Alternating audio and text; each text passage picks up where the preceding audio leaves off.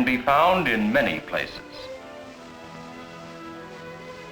It can be seen reflected in the eyes of those who are privileged to look at it.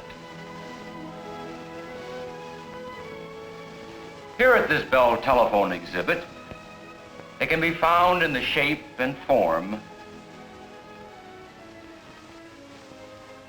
and made from the metal and the wire, the time and the effort of those who are privileged to create it. Now I'd like to show you what our recent development, the transistor, may do for future telephone service. First, I'm going to throw this switch and turn back the clock to the days before you could talk on the telephone over distances of, say, several hundred miles. Now, I want you all to listen in while I talk on this telephone.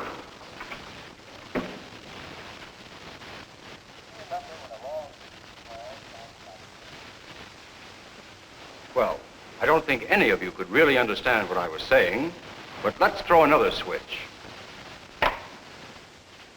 Start coming back to the present. Now you can hear me clearly over a line that represents the same distance. That's because we now use repeater units containing sound amplifying vacuum tubes to give your voice a boost as it goes across country. Tomorrow we'll still be hearing as well as previously.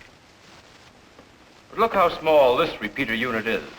This smaller, easier to make amplifier was made possible by developing the transistor, a tiny piece of sound amplifying equipment that requires no warm-up time and has an almost indefinite lifespan.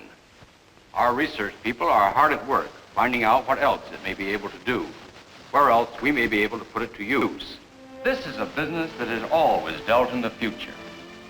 That's the way Alexander Graham Bell thought of it when the business was started back in 1876. I was in some haste to invent the telephone, but it has urgent work to do. Talks, sings, and makes you laugh. Quite an entertainment, yes. But I want to see it buckle down and work. In my view of the future, the novelty will wear off. The instrument will be refined.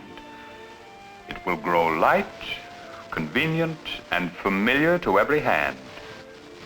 A common tool within the means of every factory, business, every home. And connected to a central switching office which can connect any two subscribers in a matter of seconds. And then I see its lines and poles marching thousands of miles, connecting the head office of every city in the land to the head office of every other city. And then I see, perhaps in the next century, the tiniest, farthest hamlet woven into the wire fabric. Telephone people must always be looking ahead. It was that way in 1922, when you might have heard this kind of conversation by some engineers who had the job of looking into the future. Say, Charlie, got a minute? Sure. What's on your mind? Take a look at this chart. What do you make of it? Well, if we keep on adding customers as we have in the past, and if our customers continue to place more and more calls, with the manual equipment we have in now... We won't be able to give the kind of service our customers expect from us. I'll make you a little bet that never happens. Well, what's the answer? You know, that's a question telephone people have been asking themselves for years now. And finding the answer in a type of telephone service that switched calls automatically. It took the time and energy of many telephone people who made use of what was already known about dial switching systems in developing the new equipment and new techniques which would make this better, faster, automatic service a reality for the people they served. The future had been met before it ever arrived. Today, most telephones are dial. There were problems, sure. Dial is a pretty complicated affair. Ask some of the old-timers. They'll tell you. Glad to. I can still remember how we sweated it out together. Drawing circuits for a dial exchange that could be produced not only on a sheet of tracing cloth, but on an assembly line as well.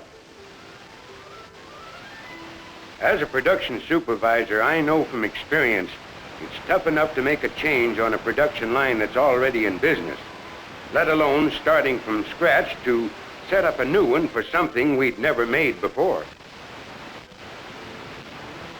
Out in the field, we installation people have always had the problem of installing the new stuff and cutting it into the line without interfering with anyone's service. Our customers like to feel they can use their telephone anytime, and making that possible has always been part of our job. There was the problem of finding a new spot for the operators who handled the manual switchboards that preceded dial. What happened to the operators? There are thousands more today than there were before dial. More improvements in telephone service mean more calls to handle. More calls mean more jobs to do, and more people to fill those jobs. We've always felt that in the long run, the best equipment we could provide produced the best results, not only for the people we're in business to serve, but for those who help to make that service possible as well. People like Frank Dubrovnik, cable inspector. Mary Jane Holmes, service representative. Eleanor O'Brien, operator. Luke Benson, field representative. Each of whom, in his own friendly fashion, made that service a reality on an ever-increasing basis. If you have any doubts on that score, ask those of us who pick up our mail at RFD boxes. Since the end of the war, well over 1 million of us have had telephones installed.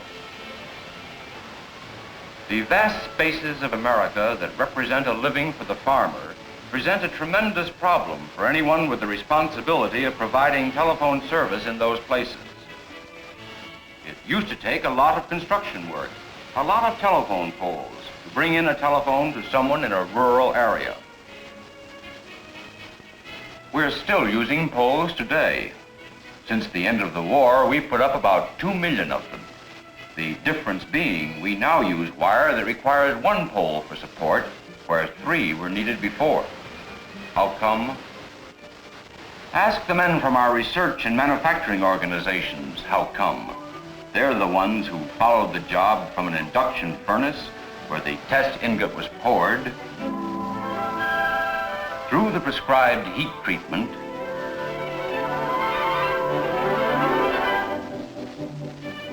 to the making of the test wire that in time became a red-hot snake of slithering steel racing through a Western Electric wire mill, and eventually turned into the extra-strength telephone line that crosses Dave Baker's pasture. New wires, speedy, power-driven augers that burrow out of the earth a place to set a telephone pole, sharp-tongued wire plows that bite into the ground as if they really enjoyed it and lay special rubber-covered wire, as well as a new way of using power lines as telephone pathways, have stretched the long arm of friendly telephone service to many a friendly farmhouse door. Besides serving as a path for telephone wire and acting as a highway for the newest transcontinental airplanes that fly so high they cannot be seen, only heard, the air above the earth serves as a highway for something else that can be heard but not seen.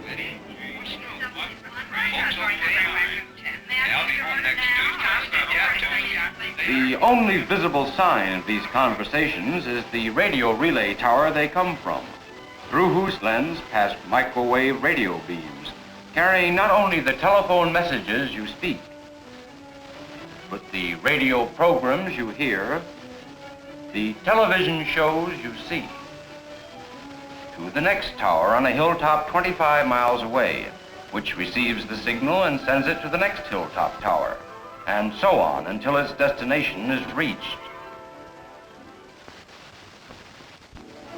Another communications highway of the present and the future is to be found in coaxial cable. The basic coaxial cable can handle 1,800 telephone conversations at one time. And that's a lot of telephone service. Not to forget television programs, teletypewriter news services, and radio programs. Coaxial cable like this has already crisscrossed the country, pushed past some of our last frontiers, guided by a 20th century type of pioneer who swapped his covered wagon and team of oxen for a diesel-powered cable plow and left in his wake not a wagon trail, but a network of electronic highways.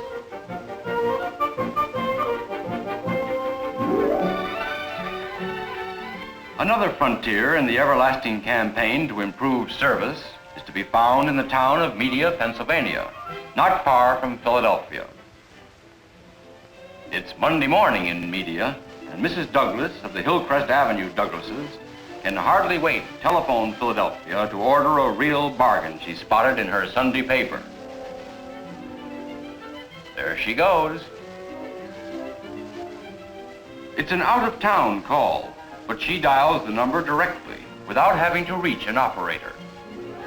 One of the most important problems that had to be solved to furnish this service was finding a way of automatically keeping track of how long Mrs. Douglas's conversation lasted, the telephone number she called, and her own telephone number, so she could be correctly billed.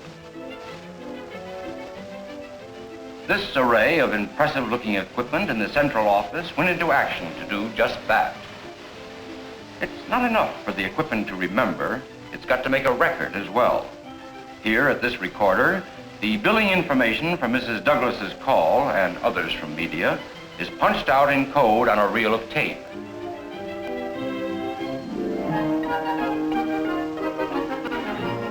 At an accounting center in Philadelphia, the information is processed by machines which have had such brains and skill built into them that they can translate the coded perforations into a record of Mrs. Douglas's call. Efficient as this equipment is, it's but an early step in the development of an automatic message accounting system. In the laboratories, the men who develop new equipment and the men who will have to build it are always at work, not only improving what has been developed, but creating new things as well. Like the latest crossbar switching system, whose automatic switching of telephone calls has made possible operator toll dialing. However, it's one thing for highly skilled scientists and technicians to develop crossbar equipment in the laboratories, and quite another to mass produce it on a production line. What goes into it? Where do we get it? How much does it cost? What are the conditions under which it must be handled? What tools will be required for its assembly? What production procedures will be followed? What skills will be required by people employed in this operation? What training will they need in addition to their previous experience? Is adequate test equipment available? What rate of production is indicated by the specifications? In this case, as in all cases, the combination of Western Electric working with the Bell Laboratories on crossbar switching equipment from the very beginning made it possible for those questions to be answered before they were ever asked, and paved the way for operator toll dialing, a new technique in telephone service that makes it possible for operators to dial long-distance calls directly without going through other operators along the way or at the distant place. That's quite an improvement in long-distance service when you consider that in 1927, if you wanted to make a long-distance call, you picked up your telephone and then something like this took place. Number, please. May I have long distance? One moment, please. This is long distance. I want to call Chicago. The number is Wabash, 2098. Thank you. We will call you when ready with Chicago. The long-distance operator passed the call on to a line operator who found an available line to Chicago, and over it reached an operator at the incoming switchboard for Chicago long-distance calls. Chicago.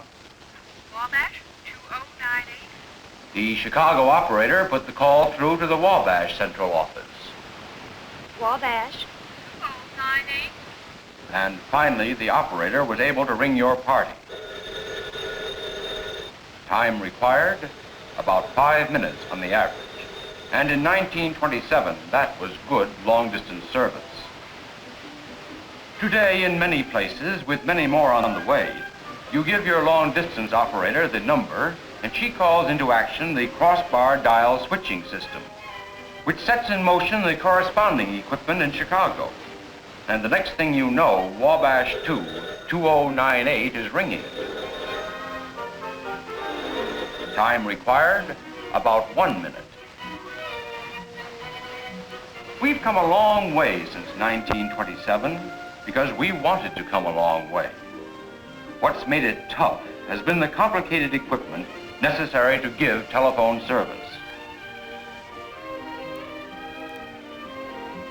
When we develop something new, it's a physical impossibility and financially impractical to rip out everything we have in service one day and replace it with all new equipment the next.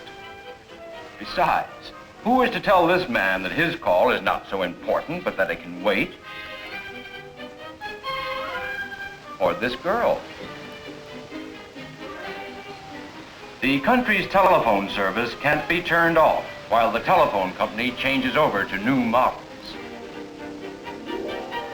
Wherever you go in the Bell system, from the operators at the other end of your line who take pride in the part they play in furnishing your telephone service, to the construction people who see to it that tomorrow's telephone lines are put in today, you will find telephone people building for the future.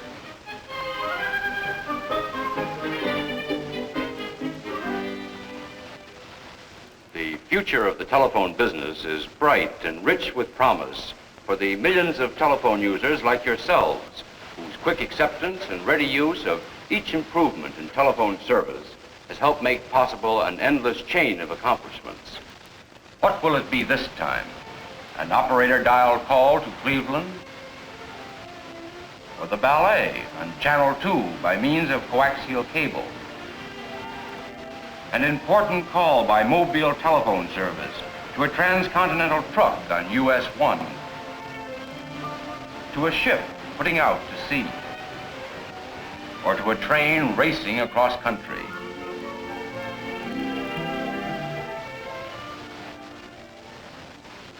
It has been the faith of the American people who have invested their savings in the Bell system in the present, as well as the desire of telephone men and women everywhere to keep on furnishing more and better telephone service in the future, that makes this story a story without end.